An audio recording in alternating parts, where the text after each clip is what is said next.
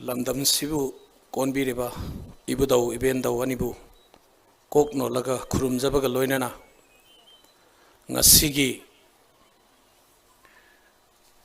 awakening of our spirit of oneness in thought and action Haiba Maite World Maite Council na Pangthoiba Asigumba Yamna Maru Eraba Yamna Pungning Penba Asiguba function Asigi Maya Tangban the election Biriba President Oina Pambiriba Tamo Haigurujam Navasyam Chairman World Mete Council Ahanba Maktada Ikai Kumnabuchari Anisubada Agi Pabung Professor Dr. Nimai Chan Luang former Minister Manipur Akoigi Akoibu Kutpaidana Tambiriba Takpiriba Pabung Busu Ikai Kumnabuchari Toido Kendo Nangasigi special guest Oina Labiriba Tamo Khaidem Mani, ex-chairperson, Manipur Human Rights Alert, a legal expert of the state, Manipur the Natana Bharat ki Meepham khuding da legal expert oina khangnariba tamo bu soi hang nai kai khumna bo chari loinana thoindok hendok na Manipur sana laibak pu Manipur ki identity takpada maruiba thodang yabiriba Tamo RK Megan buso ehangna ikai khumna buchari amamam daming panjadragasu wal maitei council amadi maitei community bu preserve protect and promote tawda thodang yabiriba oja guru punamak poi hangna kok no laga khurumjari agi mang da lengshin biribi ima iben ichaliche kok no laga khurumjari Ahalaman Lai Guru Ichilinao Punamupusu Ahangna Kok no Laga Kurumjari Ngasizi Yamna Nungaiba Paui Aisi Tripurada Agartalada Meghalaya da Chaluraba Matunda Agartalada Laibani Adubu Mamang Dagi Wall Mate Council na Asiguma function of the Yao the Bayade Havina Atay Atopa Ako Isagi responsibility Taudang Mayamama Lairagasu I isagi community ki thaba thokpada aingonda habirakpada yawba ngamdragadi aina tawriba punamaksigi kari kanabage khalurakan da ihak ngarangji agartala dagi lakpani haujikamok aigi warol si loirbo matungdai agartala da mo khangidda dorin aduna I would like to thank everyone for having me here aibu mafam se da program si yawna bagi damakta ngasigi program asigi significance marui basi akoi ngasi sida phamiba amadi manipurda lairiba maitai sing india gi prithvi gi tongan da lairiba maitai sing na we all have to know the significance of this kind of get together akoi maitai sing si wari phauna da bagi Pundabagi Akoi Masenda Warol Sendok na dabadagi misunderstanding am laiduna matang Sider Pasi Akoi Ure over a period of many decades we have seen Manipurgi Maitai Singi glory the glory of Maitais Burma bo koina sahi kaya ngaamba akoina palamba Burmada Assamgi Meepham Kayada Tripura ki Meepham Kayada Atay atopa state ki Meepham Kayada Akoina Laiba Ngaktana Lairamba Akoi ki glory the glory of the Maitais Akoi punamang na khangnarba ngaktani Madugi matangda Akang ahi mayama mana hore Hairakani Akoi ki landmark oiriba tradition Akoi bu saktaiba Akoi ki culture How do we protect it? Masibu mangandana karamaina koi protect tausige. Ai koi ki chanalon. Hauji kan ki contemporary times ka tanaba. masi karamaina khoi ngakthok sigi amadi promote tok sigi habsi masi asida khoi kok thadaba yam darkar tai akhoi gi glory akhoi gi past akhoi punamang na khangnarabani but what we need to analyze now akhoi na hoji khangadabadi akhoi si as a society as a community amona where are we akhoi na soigrib si karino akhoi gi pai puna soirami ba sembiram bisina karino asoi ba sing du chum thola ganda akhoi ji in the contemporary times hojiki matam asida bharat tadana matana prithvi gi manungda maming leiba culture tradition yawba isana isagi roots khangjaba community ama karam haina oyenjige habsi sineba khoina plan tawina gadursi so we need to study hojik akhoina maitai amoina lepiba mafam si kadaidano where are we in the present context akhoina yariba thaudang bharata amadi prithivida yariba akhoigi thaudang si karino akhoina karamba thabak tawraga anda karamba plan of action la kanda karamba tradition culture prithivida ula kanda akhoi si as outstanding community masak leiba community amoina jati amoina khangagani habsi sidane ba khoina focus tawgodorsi adu erabadi kari khwaidagi maru si karino we need to assess ourselves akhoi isana isa assess tawba ma changi akhoi analyze tawba ma changi maitai na community moina mamang da soigrib si karidano as a individual amana akhoi gi character da akhoi gi behavior da akhoi gi action da soirib si karino ipai puna thambiramba in terms of land in terms of chanabi culture tradition kari mangsile karamba western culture karamba atopa jati gi culture na lakpadagi aikoi gi culture salamba mi aikoi gi tradition salamba mi maitai oina pokpa mina atopa culture da changrib si karigino habsi we need to analyze it ko study to darkar time anaba ma lying ye haragadi naribasi karino haibasi diagnose se hana fajana to darkar time then only we can think of karamba doctor gi manakta chatkadawno karamba treatment pigadawno se khangadawne ba diagnosis of maitai community at the present context is the most important thing khwai gi maru ba aina haijaning badi ai khoi gi lairamba ipa ipuna piramba potsi ngak thokpa kankhatpa promote tawba ma change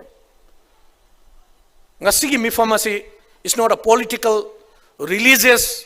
oiba function di natte adubu ai khogi maitai community da yamna watpa leiba ama personal character da yam watpa ma leisi karino hargaji akhoi ji aina mahele function amada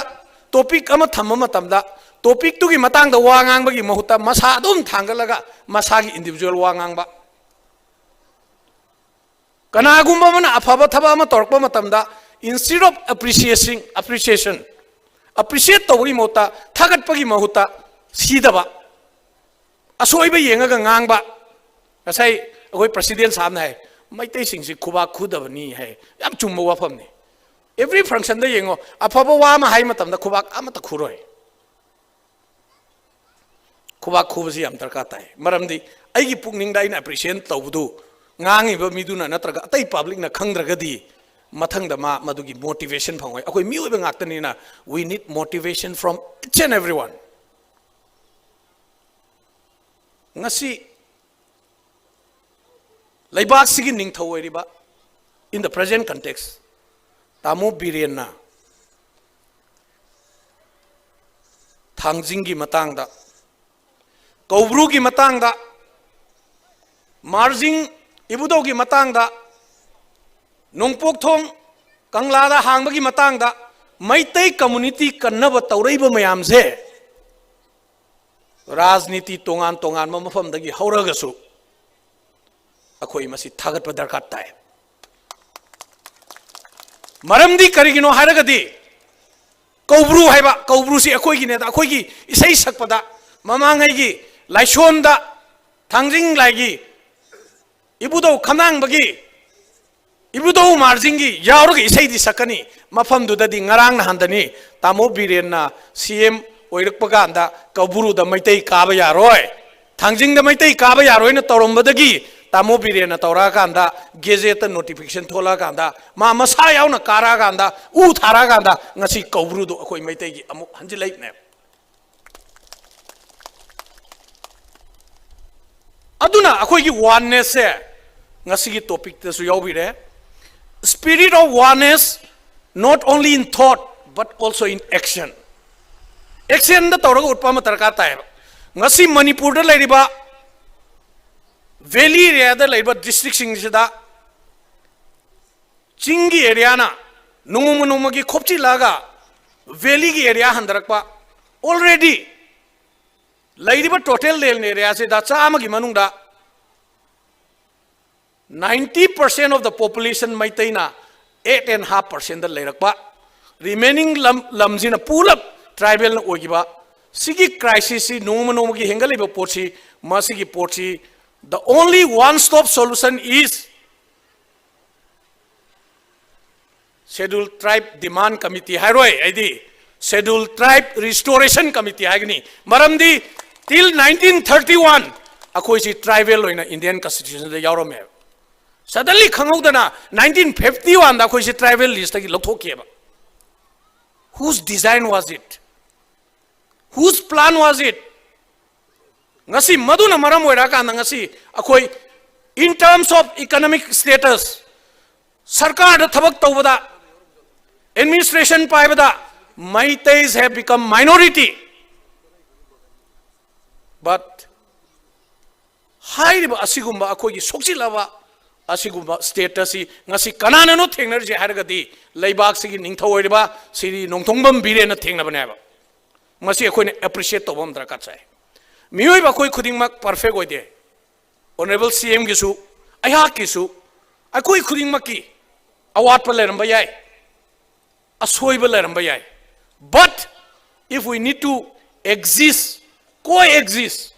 team mamoina community amoina punji hargadi amagi asoiba amana chumthona raganda nungsina laimina raganda amagi afaba amana thagla ganda akoi achauwa chakhutpa society am oigedoribne maitai as a community amoina yamna glorified oiba community amani matamamada Southeast Asia da maitai haiba community sina British na lakpa matamda British na khoibu khudum chanjin bang ngamdabadagi akhoi independent kingdom amoina istagi samvidhan istagi constitution leramiba aduguma lamamani haibsi akhoi punama khangnarabane so nobody needs to tell what is the glory of Maitai ki glory si karino kari watpagi haisi kanamata na khoi da takna ngai leite I am proud to be a Maitai macha amo oibadai ngasi chauthokna mafam khudingda India gi Prithvi mafam khuding chatpa matamda naha kadai dagi no hangbada ai ibudo khanang bagi lineage dagi lakpa Manipur gi Maitai amani na khumeba because I am proud adubu ngasi gi lairiba society gi context asida problem sida what are the things we need to do akoi gi leramiba art culture tradition asi mangaloi haragadi Manipur Sarkana 66 sites of archaeological sites of Manipur aina lauthokpa religious oiba mafam humbu taruk lei Manipur si ibudau pakhang bagi makhada maikai maipai ngakpa ibudau mapan akoina latli Kakchingi ibudau khamnang basi one of them makha maikai ngamba ibudau khamnang bani aina Kakchingda Manipur gi mafam kharada lali ngasi aihang aigi tradition aigi ipa ipu gi chanabi aigi ipa ipu gi glory nga thoke hargadi I have to start the work in my own courtyard aigi sumang da hana ina thabak to hobota hai aduna ina MLA orakpaga Kakchingda ibudo khanang gi achauwa laisang ama saraga achauwa ining thau laisemba sana jawba yauraga achauwa program ama tawi matam du dai na haigi asi Manipur gi itihas da इतिहास इरिबा कांगुसिना कक्सिंगी मतंग दोरो मणिपुर की मतंग दोरो लैरिबा इबुदौ मयाम सिगी मतंग दोरो मसा मसा मसा की तोंगान बवारी अमममद lion चले इतिहास हाइबसी सब चाबा अखोई पुनमंगने याबा इतिहास अमा थममद्रगदी तुंगद लाकदौरिबा अंगांग मैसी लोइना कंफ्यूजन अमद लेहोरनेबा करमबनोबा अखोइना थाजगदौरिसी समना हरबदा कक्सिंगदा इबुदौ खनांगबना निंथौ ओइरगा पालमगा लमदमसी कनो तौरमी है nga ami hai kakching lamdamsi adu ayasum itihasi mathang mathang mathang mathang ahal laman sing unarga thigalpa matamda ibudau khanang bane laktringai da ibudau irum ning thoga ibudau sengmai ning thoga na palamba mafam ni hai ibudau khanang bane laba matungda mahaksi yot ki khulai saba achauba army ki general lama oiba yamna outstanding warrior lama oibadagi Tripura की निंगथौना महाकु नेगा लानमद चलुब मतमदा लानदु ngमदगी त्रिपुरा की निंगथौना मचानुपिदु थाजरगा हौजिकी वाइरीदा लेबा इबदो खंगांगबदा फमिबसी अखोइगी सीजा कालिकायना अखोइगी त्रिपुरा की महारानी दुनेबा निंगथौगी मचानुपि दुनेबा इबदो खंगांगबा फमिनेसी सुमाइना इतिहासी थिगला गांदा कक्सिंगी लेरबा इतिहास खंगा गाना अखोइना मसी lyric तो ओरो ऑडियो इलेक्ट्रॉनिक फॉर्मेट तो ओरो तौरगांदा कक्सिंगी प्रजा सिंगसिदा हौरेबा नाहासिंगदा मसी इतिहास खंगनबा मा दरकार ताय च मानना ngasi वर्ल्ड मैतै काउंसिल ना सिलिबा सुमाइना अइना पामजबदिदी मथंग अखोइना आई अदुदा मतेंगसु पांगजगे मदु ऑर्गेनाइज तवसु याउजगे what we need to do हौजिक हौरेबा world is global village or ba aigi khutta mobile ama da paibada the entire world is in my hand aigi kakching gumba mafam ama da phamaga entire prithvi da thoi ba thabak khudimak khangbang ama matam sida youth singji moigi mind ji akhoi gi tradition culture ama di chani ba dagi thaido ga puhan gi yam laeba they get diverted very easily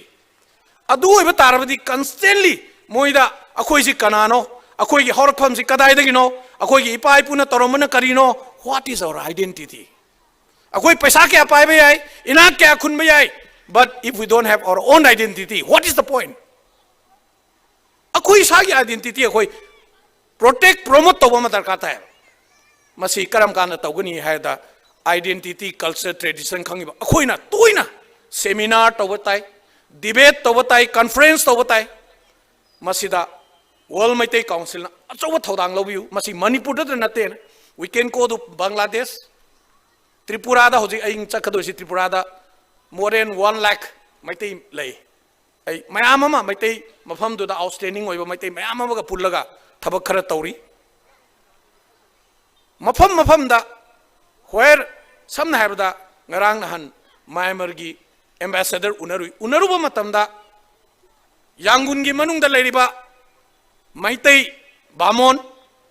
Maitai sing taraga leiriba mayam sing ngasi Maitai community aikhoina protect and promote tobidragadi matam kharada machai togibada akoi loina mangiba yai masi akoi protect tobiba darkar tai hara kanda ambassador ga punna chala ganda akoi achauba aduda Maitai gi conference ama togani aduda world Maitai council la yaunjage sine ina haijening si aikoi gi leiriba ईश्वर की मफम होइरेबा हुंबुतरुक 66 archaeological site of मफम सिंगसी मफम सिदा museum सारगा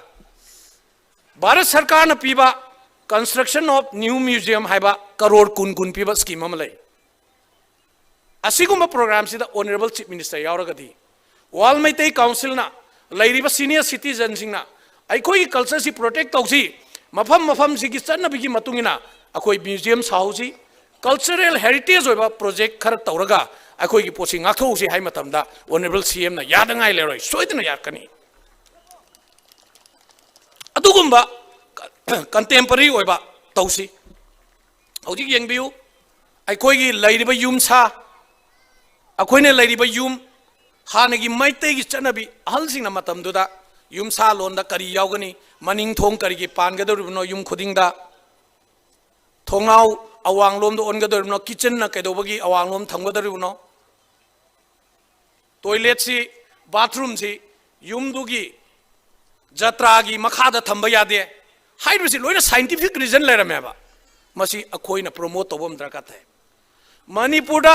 architect amana practice toge haragadi yum sabagi architect oidringai mamangda manipur gi yum sabagi changna kanglon da certificate na paidradi yaro hebsi haigedona ba.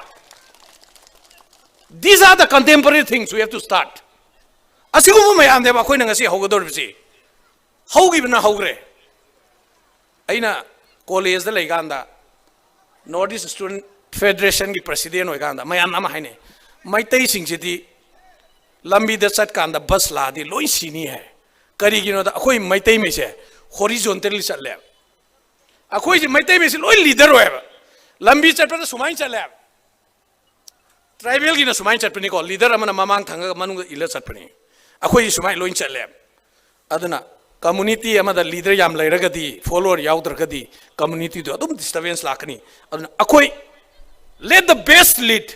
khwaidi phaba miduna mang thasanu khwaidagi haiba khwaidagi phaba khwaidagi prajabu nungsiba miduna makok thangsanoba but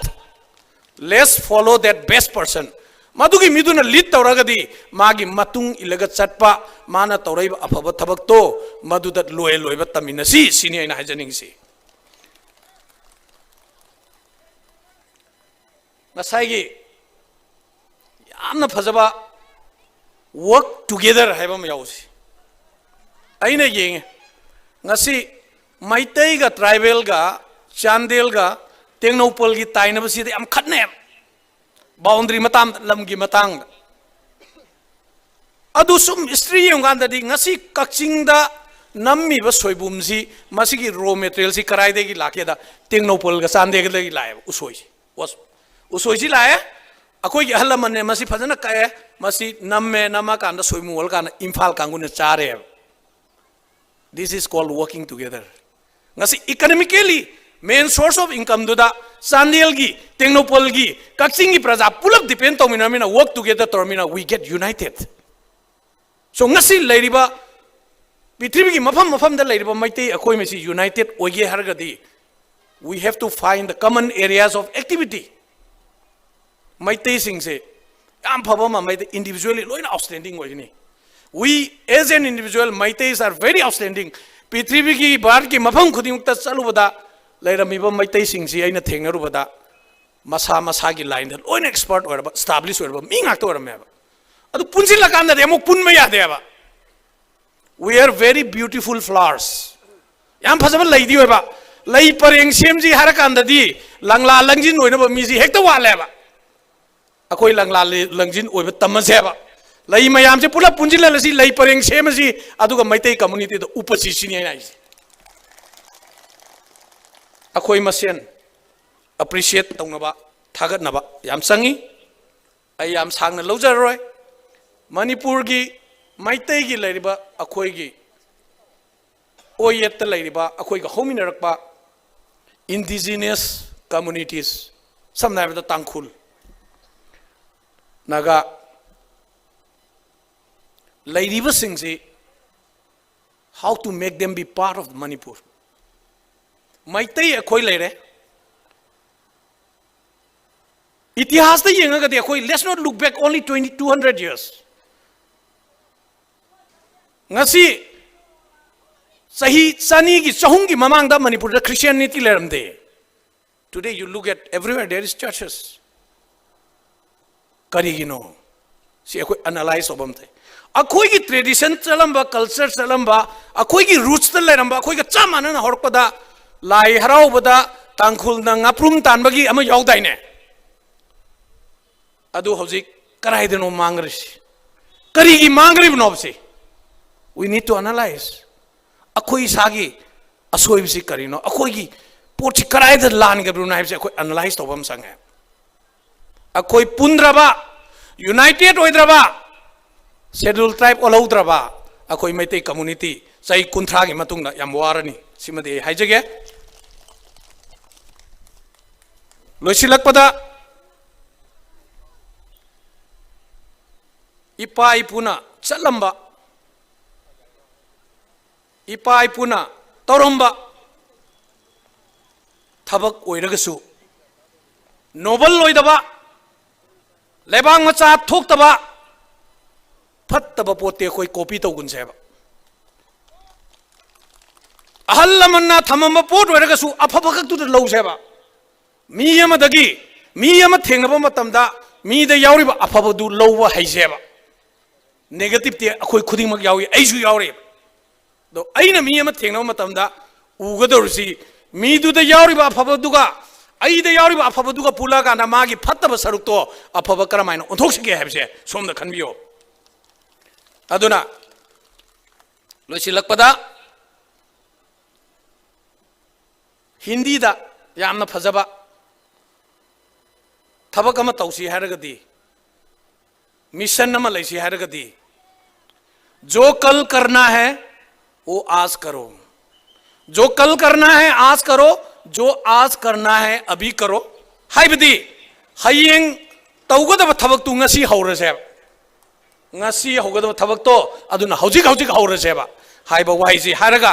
ngasi gi lakpiriba अहलमन लाइगुरु पुनमकु अमुखन खुरुमजरगा मयामदगी I वरोबिरोय I चटकदबनिना विदाय लौजरगे अदुगा whorl Meitei council न तौरैबा सिगुम्बा आईगी community बु योखटपा मणिपुर बु लैबाक India की मफम the पृथ्वी मतम न मसक खंगनबा होनरपा सिगुम्बा सिबु थागतपा ओइना अमदि सौगतपा ओइना आईगी साइटगी लुपा लिसिंग यांखै कक्तंग आई थमजरमगे अखोइगी chairman the ओइन थमजरमगे करिगुम्बा मयामना नुंसिबिदना ईश्वरना चानबिदना minister गा वरदी मथंग देमुक याम चावना हाप्तोरिमना मो